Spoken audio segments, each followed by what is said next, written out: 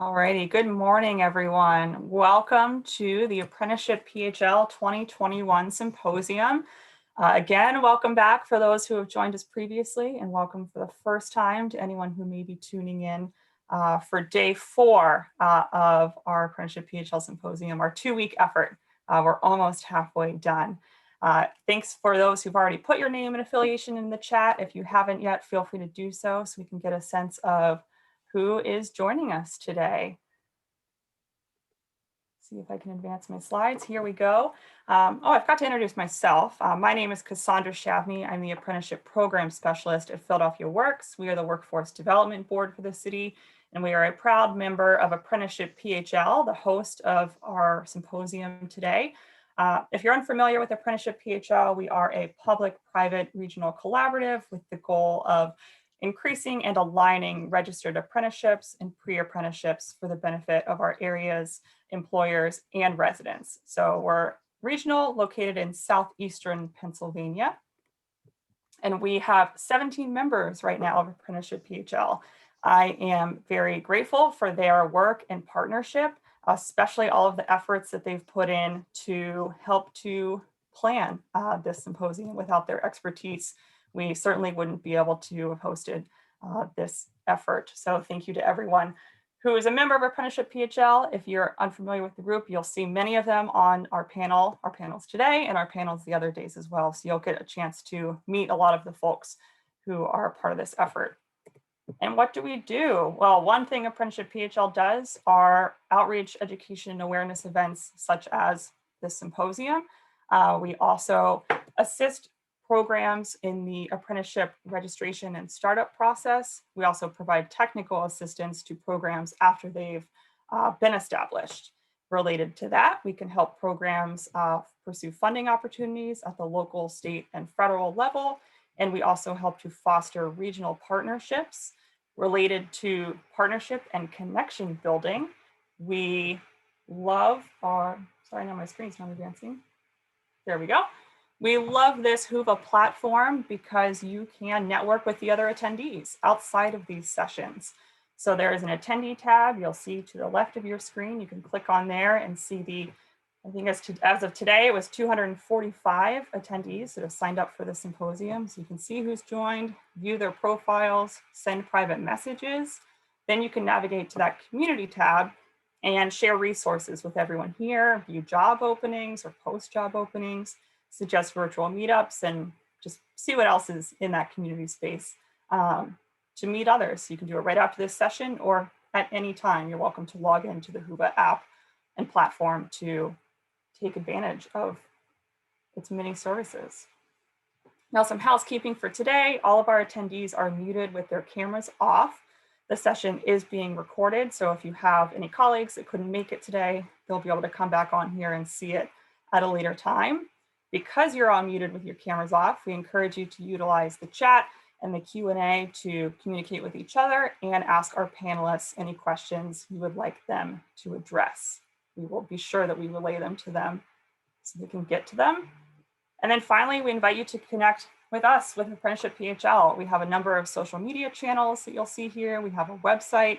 If you're on Twitter, I'm live tweeting all these sessions with the hashtag APHL 2021. Welcome to go on there and share our content or post anything that you would like to share with your networks. And then finally, you'll see there's a doodle poll link there. My colleague Maria is going to post it into the chat. We invite you to schedule a time to meet with us. You can meet with Apprenticeship PHL after the conference. If you're interested in learning more, becoming connected with us, becoming a partner, anything related to apprenticeship, feel free to sign up for a time so that you can speak with us. And with that, I'm going to stop my share and turn it over to our moderator for today's session on apprenticeship sustainability, Tara Toms, who is the apprenticeship coordinator at Keystone Development Partnership. Tara. Hi, everyone. Thanks so much for joining us today. And thank you to our wonderful and generous panelists for coming together this morning to discuss best practices for sustainability and long-term efficacy for registered apprenticeship programs.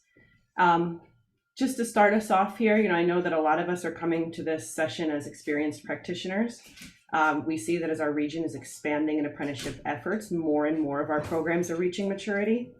So what we wanted to do today in this session is bring our panelists together from this region and from a national perspective as well, to explore how we move towards sustainable and scalable apprenticeship programs. We're going to consider things like the startup funding that are often provided through grants, and more sustainable funding models. Please excuse my dog barking.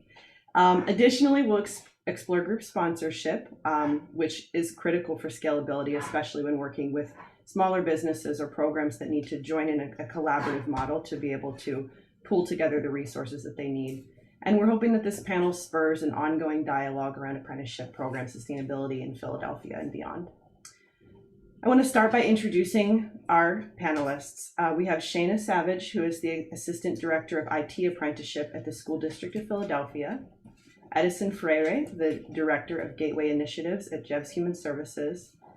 And Daniel Bustillo, the Executive Director at HCAP, which is the Healthcare Career Advancement Program. And again, I'm Tara Toms. I'm the Apprenticeship Coordinator at Keystone Development Partnership, and I'll be the moderator.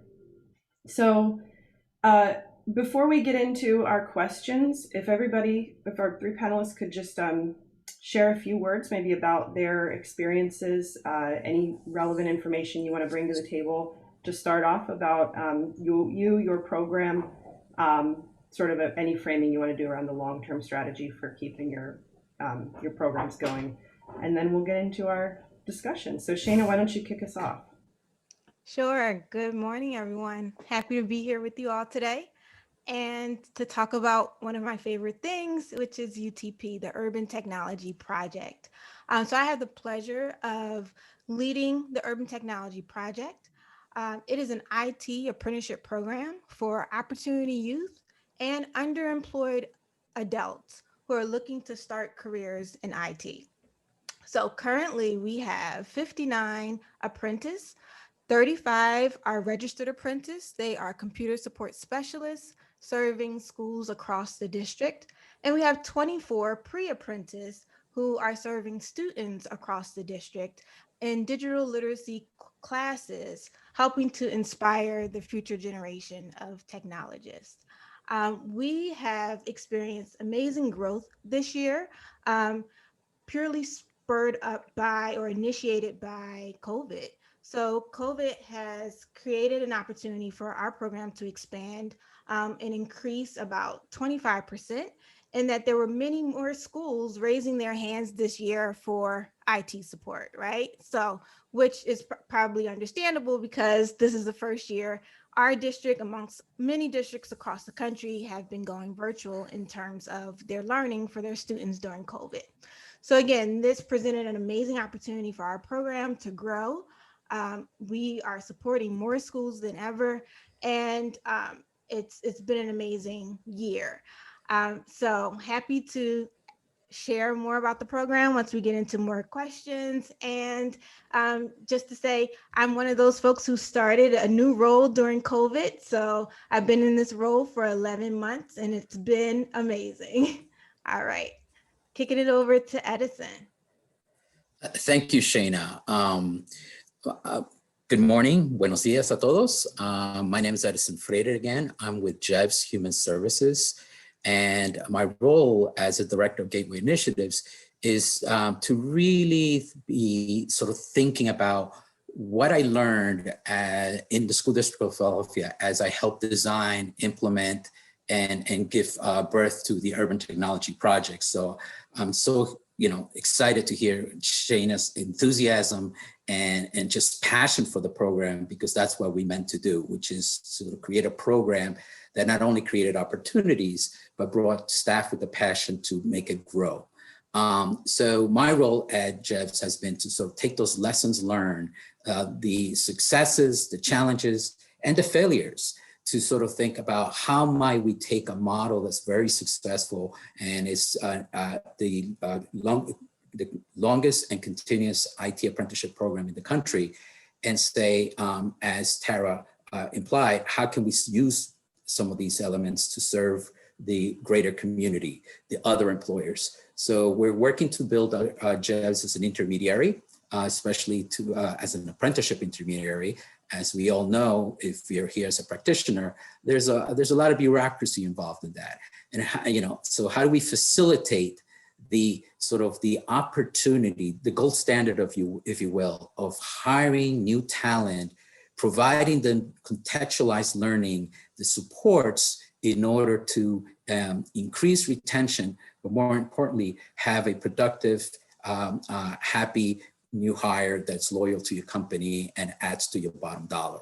So we're doing this in the IT, health sector, and manufacturing, and also focusing on opportunity youth, plus sort of aligning with the Career Link services. And I'm going to kick it to Danielle. Thanks, Edison. Good morning, everyone. And as was mentioned previously, my name is Daniel Bustillo. I'm the Executive Director of HCAP, as Tara mentioned, the Healthcare Career Advancement Program. And thanks to ApprenticeshipPHL for putting this on. Great to see this. And I'm glad to be here today with Tara and my fellow panelists. So HCAP, we're a national labor management organization across 16 states plus DC. Our work is really centered in supporting healthcare workers at the intersection of, and I think an important framing up front, at the intersection of skills, equity, and job quality. So apprenticeship has been a strategy, registered apprenticeship in particular, has been a strategy that we've been invested in since early 2016. We started doing this work in a really intent way, and we'll talk about why as we go along. But since that time, we have, through the work of an affiliated organization that we run called the National Center for Healthcare Apprenticeships, we have 17 different national registrations, national occupations registered. We work with a variety of labor management partners and other stakeholders across the country. We have supported the registration of over 2,000 apprentices since beginning this work.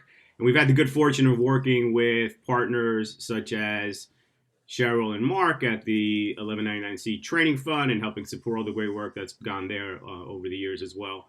I will say, in taking a step back, clearly we think about the healthcare sector as a whole. Healthcare sector is the largest sector in terms of employment in the country. So when the congressional initiative started coming down the pike to support the expansion of registered apprenticeship, obviously the healthcare sector has a long history of on-the-job training modalities, did not have any really sustained history in terms of using the registered apprenticeship model as a formal model in the industry. So we've been really excited about the work that's taking place over the past 5 years to help expand registered apprenticeship in healthcare. COVID, obviously, we all know how COVID has impacted the healthcare sector and healthcare workers in particular. So I think just brings to light and has lifted up some of the issues that we'll talk about as we go along, and why registered apprenticeship is such an important strategy in supporting the healthcare sector moving forward. Clearly, it's had some impacts over the past year in terms of both impacting the status of cohorts, programs, but it has shifted the way that we've operated as well, I think, in many good ways too, and things that are really sustainable longer term. So really looking forward to talking about that a little bit more, and really excited about some of the things that we've been engaged with and the expansion and interest that we're really seeing over the past couple of months related to registered apprenticeship in healthcare and continuing that momentum. So I'll leave it at that and looking forward to the conversation. Thanks so much, Daniel. I would have to agree. I think the momentum, the growth that we're seeing, the interest around apprenticeship, the non-traditional models that are coming to the front to find ways to use this strategy is to benefit our communities is really impressive and exciting. And as we know, at the beginning of the program, there's a lot of unanswered questions, a lot of possibility and open-ended possibilities that we can grow towards. So as the three of you are people who have clearly had a lot of experience with apprenticeship and have matured programs, I wanted to start by asking you how your apprenticeship model from when you started to now has grown or evolved, and how have your programmatic focuses shifted as your programs have matured. I'll just leave that question there for whoever wants to pick it up first. I think that Shana and I are going to team tag. Perhaps I can sort of lay the foundations as to how the genesis of the Urban Technology Project as a model how you have an upstart grow into a long-term sort of strategy for a large organization like the School District of Philadelphia and affiliates utilize as their primary source of talent for their IT needs. So I have to say that, you have to be lucky sometimes. You got to be at the right place at the right time and have the conditions set up for you to do something that you actually didn't know you were going to do. I was part of the School District of Philadelphia for about 20 years. I started my career as a bilingual science teacher and proceeded to move up the echelon to teacher training, to administrator, and so forth. I finished my career at the School District of Philadelphia as as one of the directors of educational technology. Through that role, I've always been interested in sort of saying how can we leverage much more efficiently education and workforce systems. And I was at the right time in around 2001, where we had a superintendent that was asking the same question. How do we ensure that the frontline workers in the educational system can also feed into our need to constantly fill teacher positions? At the time, I was in the Office of Educational Technology, and our director said, wow, what a brilliant idea. Why don't we apply the same model? How do we grow our own? Because he had identified a huge pain point. One, being able to attract qualified technical support staff to oversee about, at that time, 40,000 pieces of equipment throughout the school district. And two, his real concern about diversity. So we're talking about 2001. So he had two pain points: identifying quality tech staff and ensuring diversity. And as you can imagine, even today, we have that issue in the tech sector, in that we're still asking that same question: how do we create equity in the tech sector? Basically, we put our heads together. I had some experience with running after school programs. At that time, urban technology was an after school program. And he said, hey, I'm gonna give you some space. I'm gonna invest some funding. Can you move and build a robust training program where we are taking young people from our high school tech training programs, our comprehensive schools that may need this extra support, and provides for us a talent pipeline. So what I'm identifying here is that the agency itself had at the leadership level, a commitment, one, and two, they had a need that they saw a intentional training program could fit that need. So very quickly, fast forward, we created a pre-apprenticeship program to begin to socialize this idea at all levels of the organization, at the school level, at the central office level, and at the leadership level. But also that gave us time to elicit from the field. These pre-apprentices were working with our tech staff as well as with the different teacher leaders in schools, because each school was a call center. So we had about 200 call centers that needed tech support, and the central administration, and elicit from them sort of the feedback as to what would qualify as the next level of training. So essentially I was building the apprenticeship program.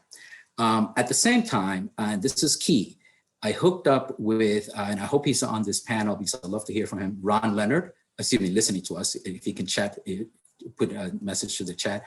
Ron Leonard, who at the time was U.S. Department of Labor representative in Pennsylvania, supporting the development of apprenticeships.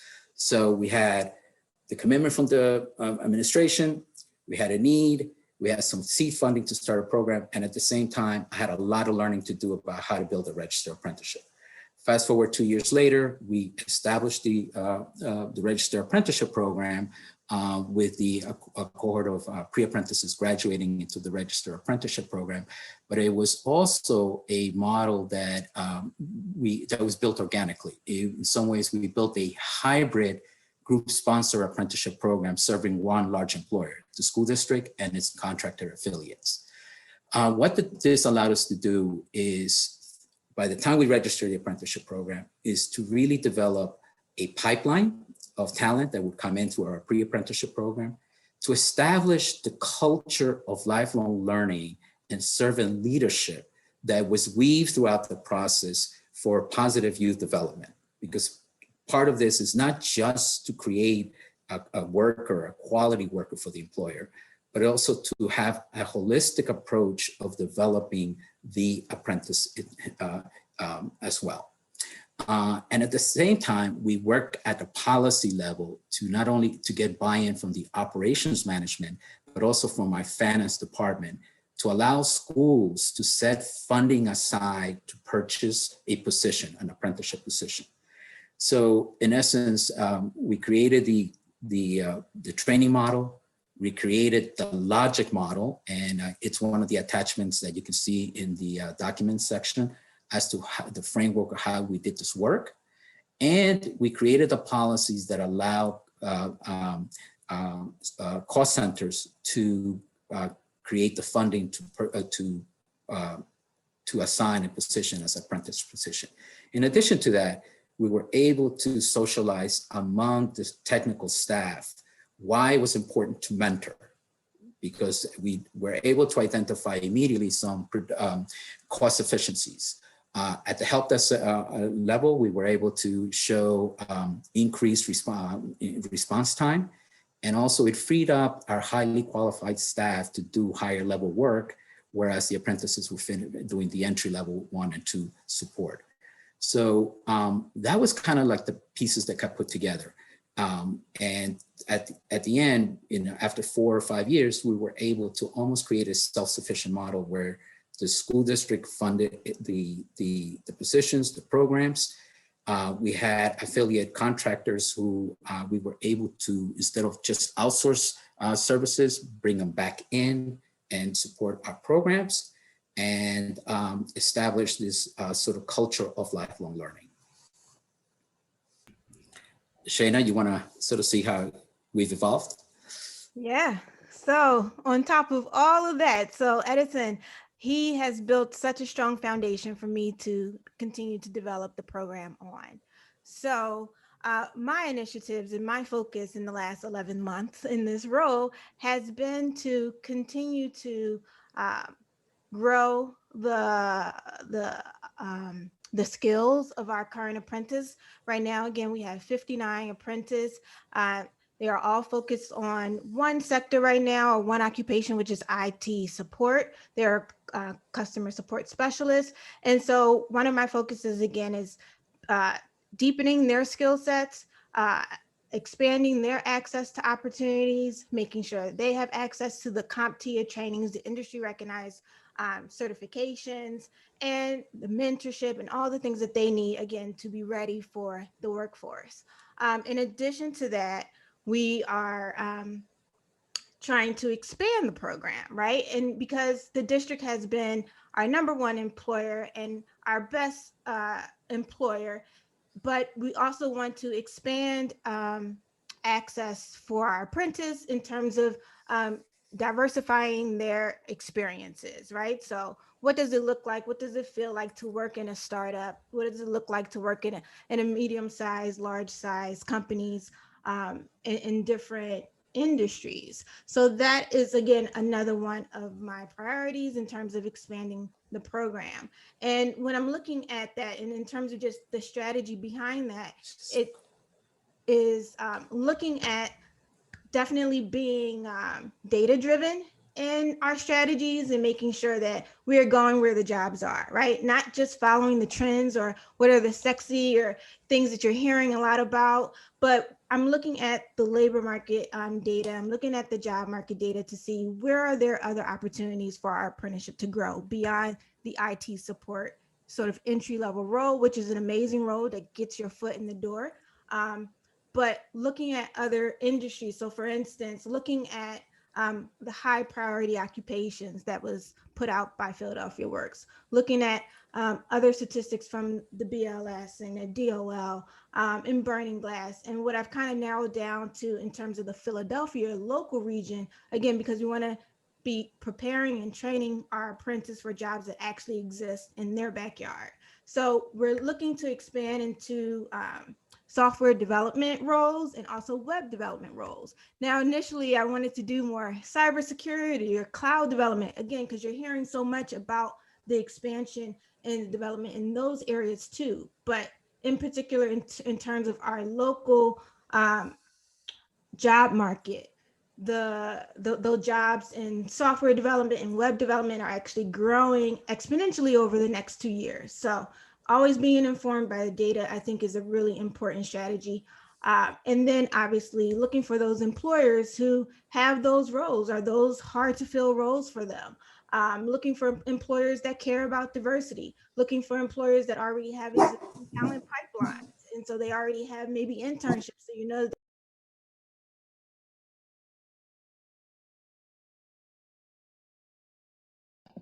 Shayna, you were just muted. Could you unmute yourself, please? Thank you. Yes, absolutely.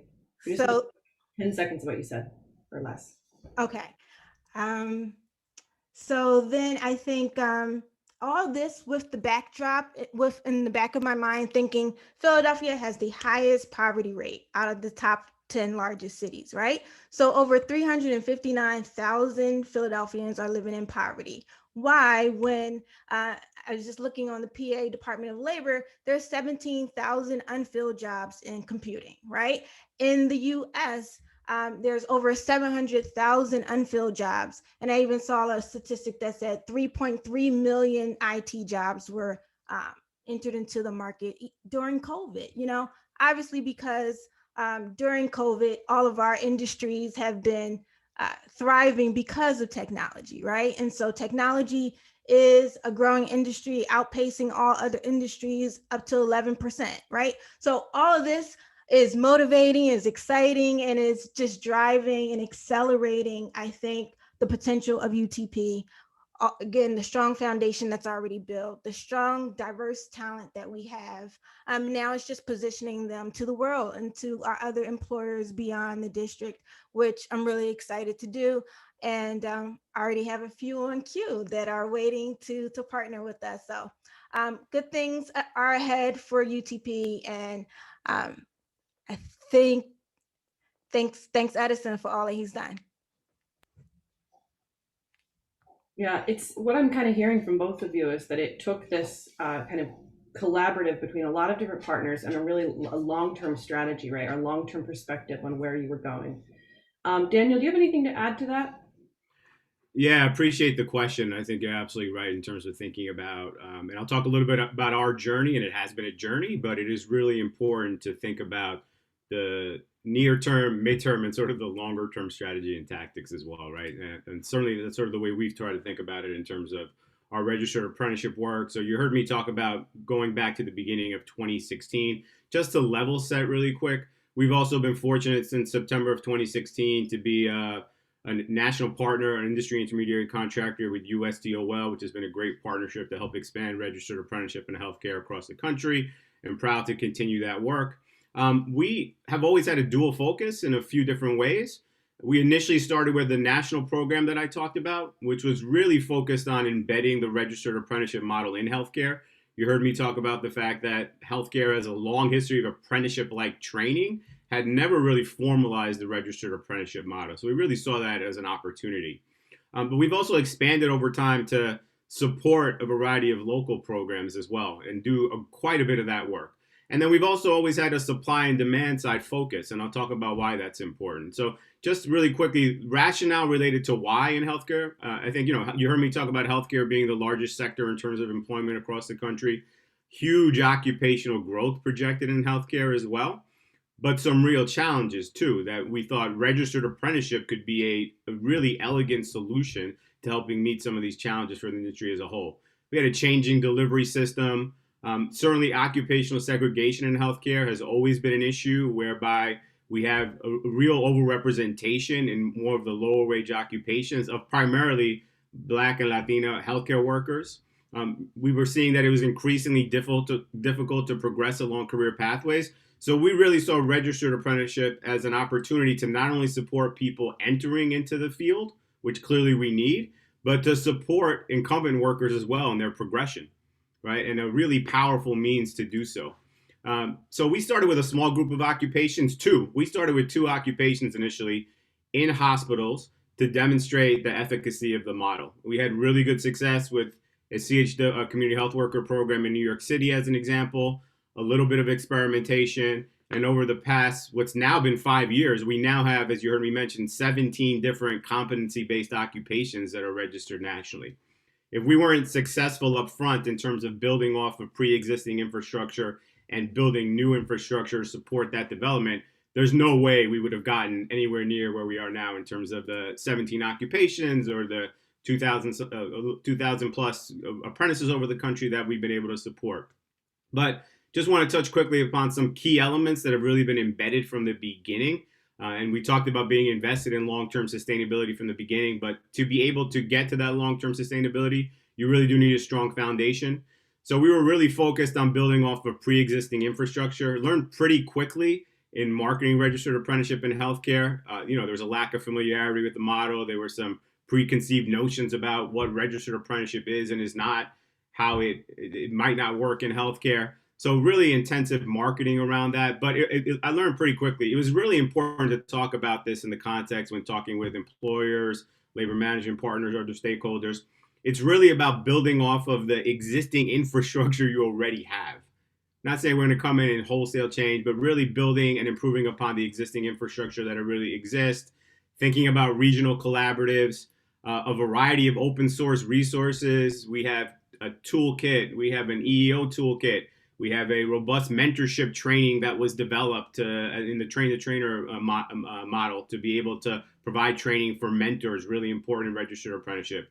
A resource playbook, youth apprenticeship case studies. We're doing work around inclusive apprenticeship for people with disabilities. These are all things that have evolved over time in order to help fill needs in particular geographies or markets. And there's been a lot of marketing that's taken place over the years. Some of it is just paying off now. I mean, we're talking about a long-term investment in the sense that some of the engagements that started 2-3 years ago are actually bearing fruit now. So keeping at it is really important. And then, I just want to lift up the partnerships that we've had. And I think it's really important for anyone who is engaged in this work. And there's so many opportunities that you all have. The partnerships that we're building a system together. All of us, regardless of what sector we're in, we are building a system together. So the partnerships, and we view them as true partnerships. The partnerships, these are our friends. The partnerships that we've had with USDOL at the federal level, with state agencies, with workforce systems, with our labor management partners, with educational providers. These are all, we're really building an ecosystem together. So I think that was a critical element in our long-term sustainability plan in moving forward, really building out an ecosystem of partnerships to support, because it really does require that ecosystem to really get to where we're talking about now. COVID has definitely impacted some things, but I think maybe we'll talk about that moving forward in terms of how things have changed a little bit. So I'll leave it at that. Yeah. So we're at 11:35, and I want to make sure that we leave time for our other big question, as well as some feedback and questions from our chat from those listening. So for our second kind of piece, I think we already covered, everybody kind of said something to this effect, but I want to just ask in a more succinct way, when we're thinking about a successful long-term strategy for sustainability for our apprenticeship developers and sponsors, would each of you, in just 60 seconds or less, couple sentences, describe what you wish you'd known or planned for starting out, or one takeaway? And I know you've all said things to this effect, but one takeaway that somebody who's just getting into an apprenticeship, if they're an employer, if they're a sponsor, if they're a training provider, somebody who's exploring this and just starting out, what's one piece of wisdom that you would pass to them from your own personal experience? And Shana, do you want to start? Sure, and I'm going to echo what Daniel just said. Don't go it alone. Definitely take leveraged all the support from the ecosystem, the intermediaries, definitely obviously having that employer at the table, but the intermediaries, your funders, your partners, the local workforce boards, having all that expertise at the table, all of those resources at the table, especially if this is your first time. The registration process of registering an apprenticeship could be a daunting one, and also, just a turn off, so have all the support and the people at the table to help you move it forward. And then I think what I mentioned before is really just being driven by the data and not going for, oh, we want to explore this, hopefully it'll work out because, maybe your apprentice are really interested in that career path, or maybe you as an individual are interested in that career path, but I think it's important to be driven by the data so you know that these are the jobs that actually exist after they have completed 1 or 2 years in your apprenticeship. You're giving them the right skills, the right competencies, the right certifications. CompTIA has an amazing map of certifications. So like if you want to be in this field, these are the entry-level, mid-level, advanced certifications. So being very just obviously informed and intentional about your strategy so that you're adequately preparing your apprentice. So those are my suggestions. Thank you, Shana. Edison? You are muted. I'm going to echo what Shana said and what Danielle said. And to me, it's sort of like constantly thinking of this as a chess game in 3 dimensions. Today, we have so many incredible resources to access. So it goes back to how do we create innovative partnerships to meet the specific industry that you're supporting? And I think taking the time to do that, when we started the work in 2001, it felt like there was not that sort of ecosystem. Now there is. Take advantage of it. And then this idea is you're doing this to strengthen alignment between employers, education, workforce systems through apprenticeships. There's always ways to fit this in. It's just sort of a little bit banging your head until something comes up, an idea comes up. Oh, here's an interesting way. You build it on an existing infrastructure. Do you need to build something different? But there are always ways to connect that. And 2 things that I think that we have not said: always understand that you have to build awareness that apprenticeship is another pathway. Unfortunately, it's another pathway least followed by a lot of our young people that can benefit from this. How do you build that sort of awareness into our K-12 system, into our other career guidances? That's really important to keep building really quality sort of marketing to build that awareness. And then the most important thing, we can talk about this, equity in apprenticeships. How do we ensure we're increasing access to quality apprenticeships? So we have to look at do pre-apprenticeships work or other ways. So all those things have to be happening at the same time, in my opinion, and that there are resources. There's always resources. You don't have to go at it alone. Yeah, I would just add, I think, well said by both, and completely co-sign everything related to intermediaries, alignment, everything Edison just ended with.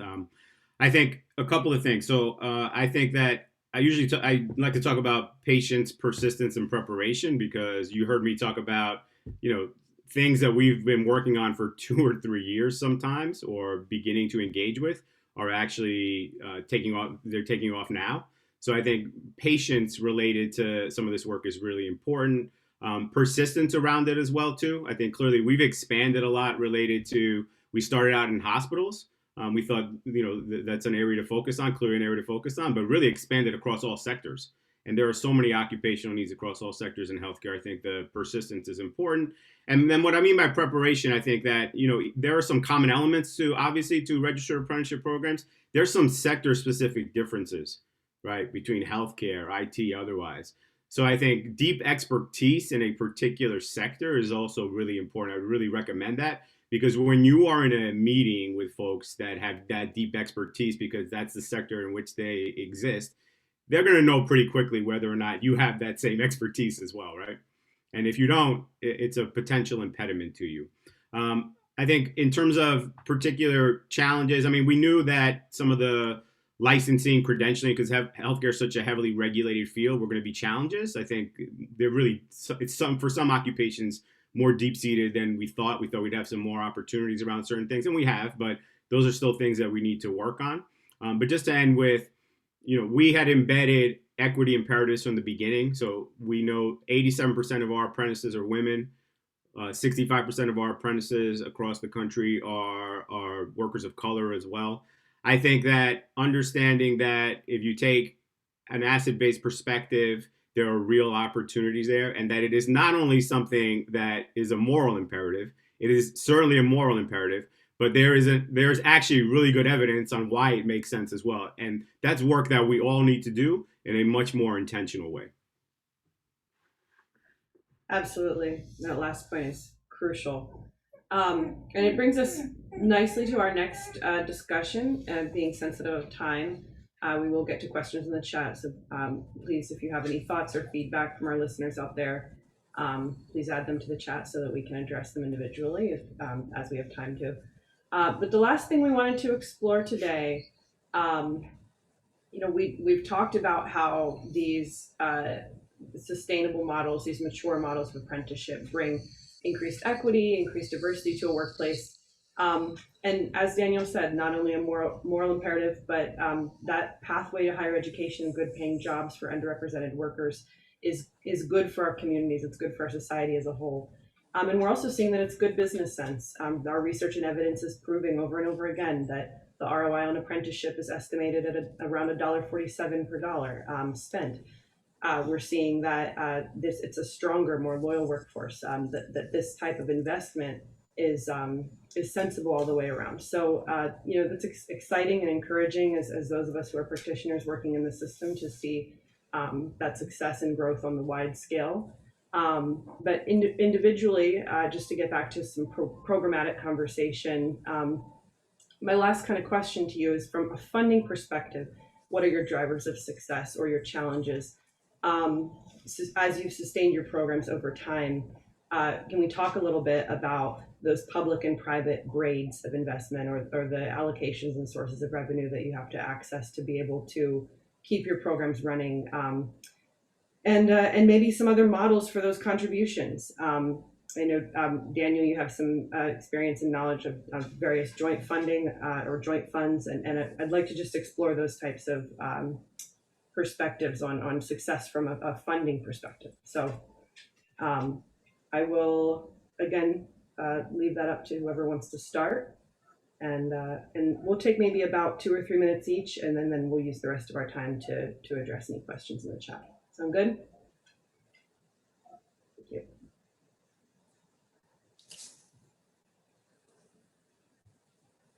Oh, sorry, I heard you say Danielle, so thought Danielle was going to start. Yeah.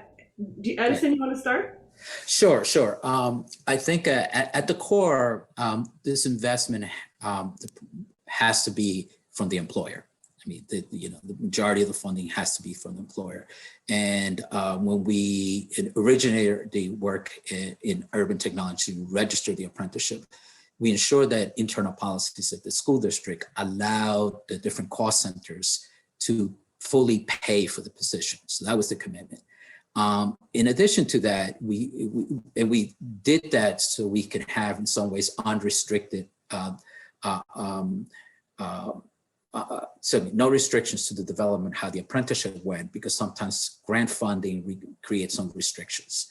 And so we did that for the first 3 or 4 years. And then we started to think, okay, for the long term, and we want to add the bells and whistles, and we want to make sure that we have enough support services for our apprentices. How might we do this? And we started to access primarily local public workforce funding through our workforce investment board on the job training funds. But also internally, we looked at what services did we outsource that we can bring back because of our apprenticeship program that became sort of a funding, a revenue source to support the apprenticeship. So large employers don't think about their procurement process. So we basically targeted the procurement system to provide competitive advantage to vendors that provided certain technical support services to the school district to sort of support the apprenticeship, either by hiring our apprentices or giving us a training that sort of creates some specialties. Through that process, we were able to bring back the warranty service that we used to outsource to the district that was primarily sort of ensuring that our equipment that was warranty was working well. That allowed us to sort of basically generate income. Our apprentices became certified warranty specialists that then in turn, as we service equipment, we were able to get some warranty fee for service. That's one thing.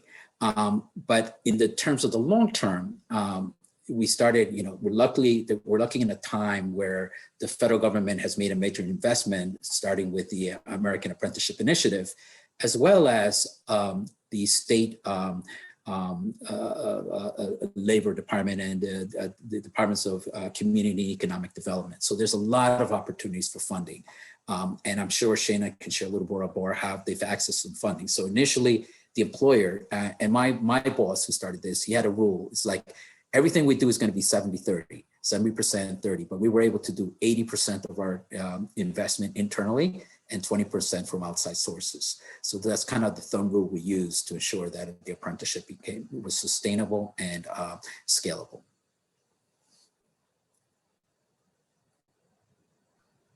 Yes, and most of what Edison just outlined, we are still maintaining in terms of each individual schools. They are our #1 employers, and so they are funding the roles of the registered apprentice once they hire through their individual school budget. In addition to, like Edison mentioned, funding from the DOL, funding from other partners, funding from Philadelphia Works and AAI and JFF and amazing other players in this ecosystem. So I think what's also important to think about, even just from a nonprofit perspective, I remember working in DC, and there was a nonprofit on the same block as my job that had a Ben and Jerry's across the street. And I thought, wow, how amazing for that nonprofit to have a revenue generating arm to support their mission, right? And so I believe it was maybe a shelter that for young people, and it also was a workforce development program for young people. So obviously they would work at that Ben and Jerry's, but again, that was a direct stream of income for that nonprofit. So I think that that's just something that for nonprofits, it's just a best practice, for nonprofits to think about how can we not rely so heavily on those soft fundings and those grants, because when there's years where there's a pandemic that hits and now funding is now, focused in other areas, how do you survive the ups and downs of soft funding? So I guess there's a plug for Ben and Jerry's. They do franchises for nonprofits where the standard franchising fees are waived, and they offer a lot of support in terms of standing it up. So I think that those are just some suggestions in terms of making sure your apprenticeship or nonprofit is sustainable. Yeah, and I'll just add, so I think, it has certainly been really exciting and encouraging to see the continued congressional appropriation on an annual basis for registered apprenticeship, a real recognition of how important registered apprenticeship is. And I think heightening during the current economic context as well of that too. There's a variety of different proposed federal legislation around this. I think there's certainly been at the federal level, really, it's been helpful.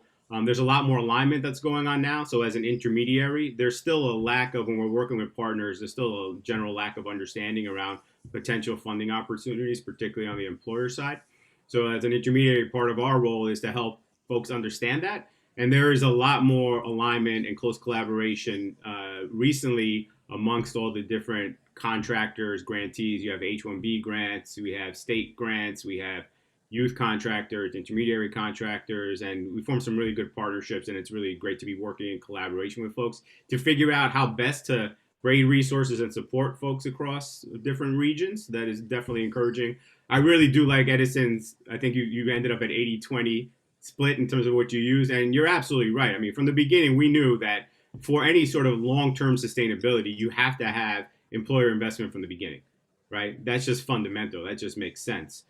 So certainly in the joint context nationally, with labor management partnerships, there's direct employer investment that's built into that model already. And there are different ways of doing that, and there's still supplements that you can offer as part of that process. But it differs depending upon location. But we have had some locations that have actually, it's been bargained into contracts, the registered apprenticeship program, things of that sort, right, to really codify the programs and funding streams. But that direct employer investment, which can take many different forms, right, whether it's a joint or non-joint program, is really critical. I mean, Edison mentioned that up front, and that is a fundamental building block. We all know that, right? The funding that is external is not really designed to be there in perpetuity. If you're counting on that for the bulk of your funding in perpetuity, that's not a formula for long-term sustainability. So it's really that level of investment has to be clearly embedded in your programmatic design when you're thinking about the long-term play, and you need to begin addressing that up front, right? You can't wait till 3 years and then say, oh, well, this funding, this program's been funded, say flipping that formula that Edison gave, say it was 80% funded externally, and then say 3 years down the line, well, that funding's gone, right? Then what happens to the program? So I think it's really important to have that embedded as part of one of your key building blocks up front.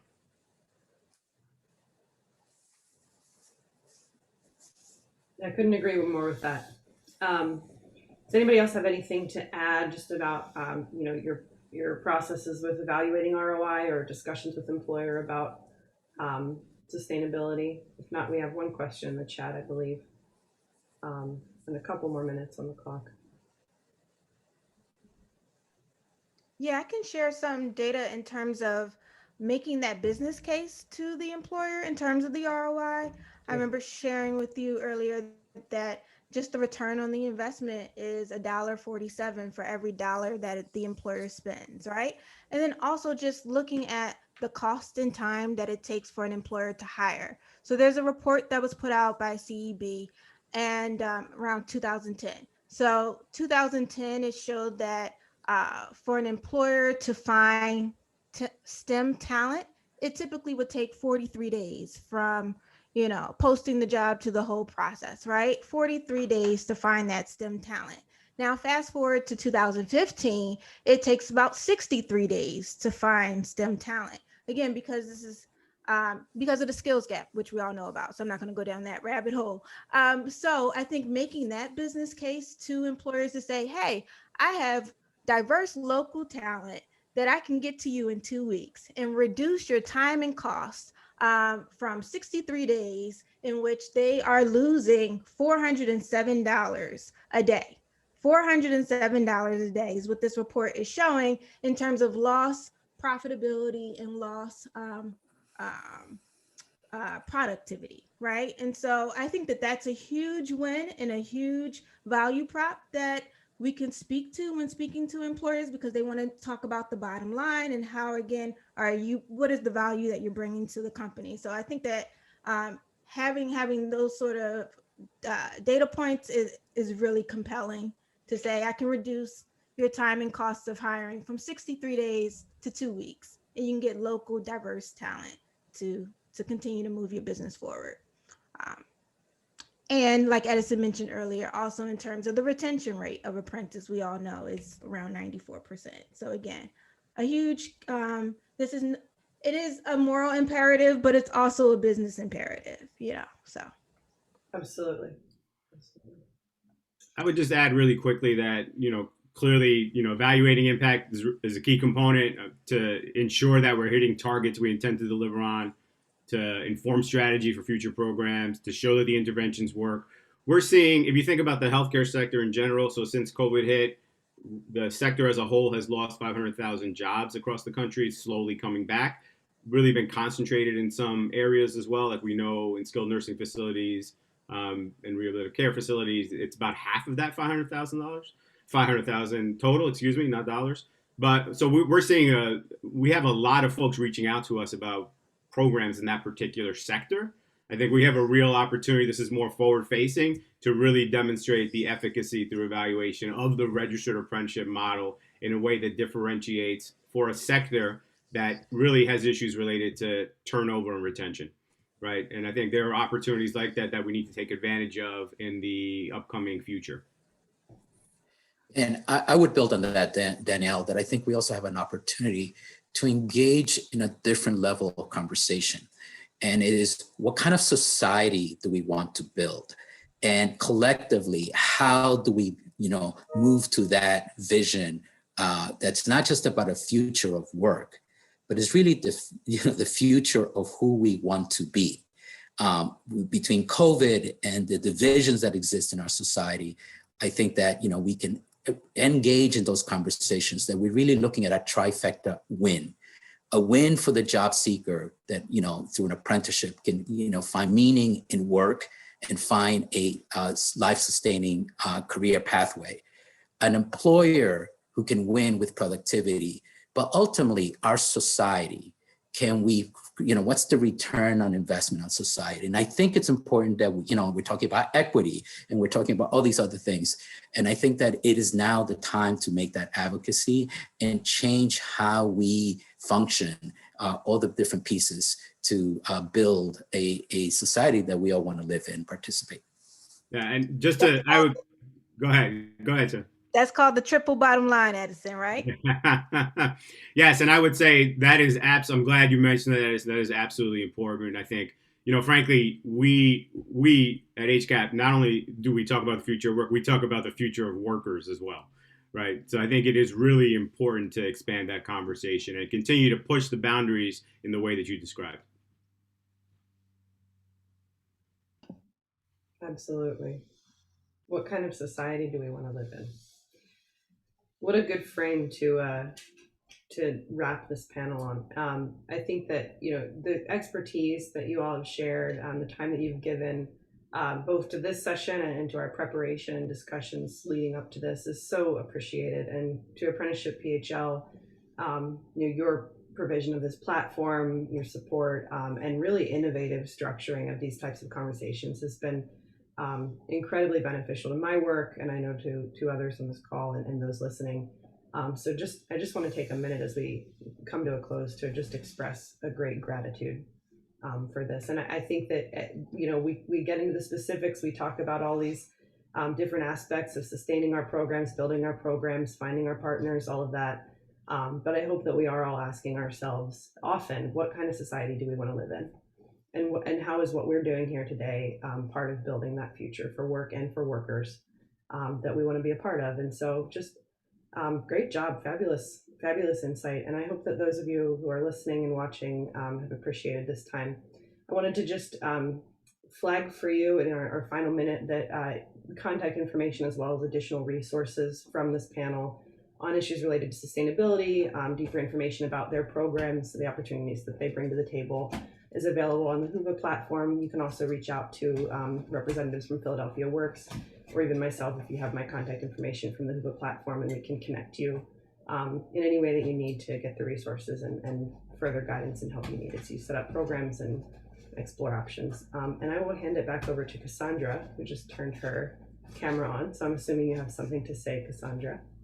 Yeah, I just wanted to add, well, first I want to say thank you to everyone. This information is always appreciated by those in the apprenticeship space already and those who are new to this ecosystem. I know a couple of you asked for the tech hire playbook that Shana mentioned. I was able to find it. She sent me a copy a few months ago, so I had it saved to my computer. So after this session, if you hit reload on the screen that you're in, it should repopulate on the page on Huba for this event at the bottom. You'll see a handout section down there. Edison was kind enough to also send over some documents related to UTP's model and a case study that was done in 2017 about the Urban Technology Project. So they're uploaded on there as well if you'd like to access those documents. So they are all there for you. Thank you for joining us today. We are here tomorrow, but tomorrow we are hosting a series of small group chats. So I encourage you after we end right now to go over to the agenda to see if there are any small group chat topics that interest you. We have 3 tomorrow and 2 on Monday. And those are sessions where as attendees, you can unmute yourself, take yourself off camera So we hope to have sort of a robust conversation with everyone who's been joining us for the past few days on some more discrete topics around apprenticeship. And then we'll be back on Tuesday with our regularly scheduled presentation programming, again at 11 a.m. So I hope you all join us again next week for that. So thanks again. Feel free to fill out that doodle poll if you'd like to sign up for a time to chat individually with Apprenticeship PHL, but we'll definitely be seeing you around. Thank you.